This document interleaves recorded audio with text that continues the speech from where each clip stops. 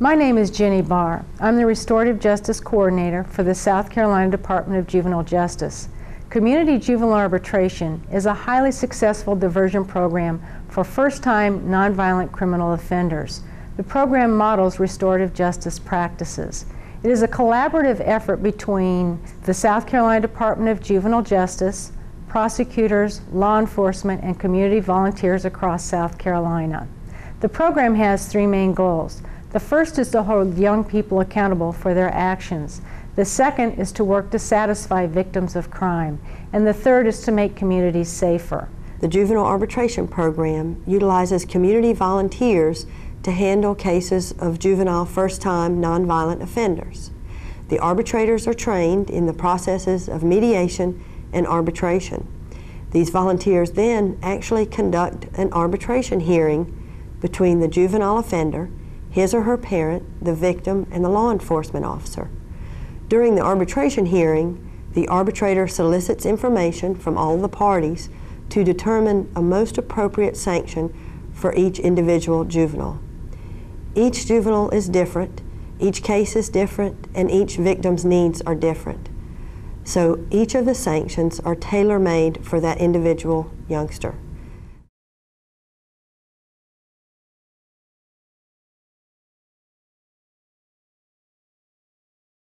I try to gear the sanctions to what the offense is, and also to the attitude of the individuals. I have had them do research papers. I have had them read books, a community service, and also, depending on their age and the type of violation, maybe a tour through Department of Juvenile Justice and that type of thing. Recently, an arbitrator asked me, he said, "Officer Hall, what kind of sanctions do you want to see the subject get?" And I was floored because I had no idea he was going to ask me that question. And I knew this kid, and I knew his family, and I knew that he had just started taking guitar lessons, but then he quit because he said it was too hard. So the arbitration program was at least a 90-day program. And I said, I'd like to see this young person continue with guitar lessons. They were free, they were at the school, and I provided transportation after the guitar lessons. So I thought that was a good thing, and the parents thought that was a good thing, and the arbitrator made that happen by asking me my input and what I thought.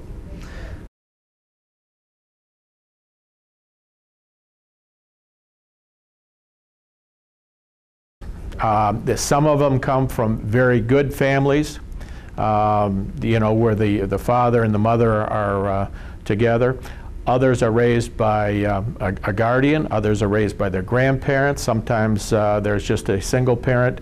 So I think, and they all come in with some kind of with an attitude situation. Some of the parents have already done plenty to make sure their child does not reoffend again, but others have, you know, just don't have a clue what it's all about. And so again, I think that that's part of the learning experience. It's not just with the individual child, but it's also with the parents or the guardians that you deal with. There's a poster, I think a lot of teachers have seen this, talks about crayons and how crayons come in different shapes, different sizes, different colors. Some are sharp, some are dull, some are used, some are new, but they all have to do the same thing, and that's live in the box. That's pretty much how our world is. We all have to live in this world and get along and accept differences. I see so many of the young people whose dream is nothing. You know, they live for the day, they're not worried about tomorrow. But we try to instill that you can have dreams and make them come true.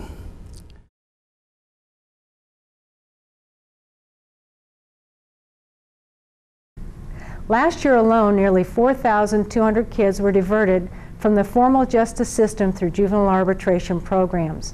In a study that followed the youngsters completing the program for 2 years, 91% of the kids chose not to reoffend. Well, I think the result speaks for itself. You can't show me a program that has a 90% success rate and I'll give it an A in this day and time.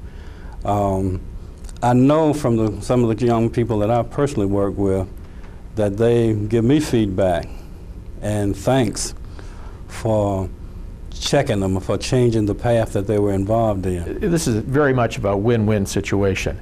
It's very positive for the juvenile offender in that they have a second chance. They've made a mistake. They have a second chance to get that straightened out and hopefully learn something from it. It's also a very positive thing for the community.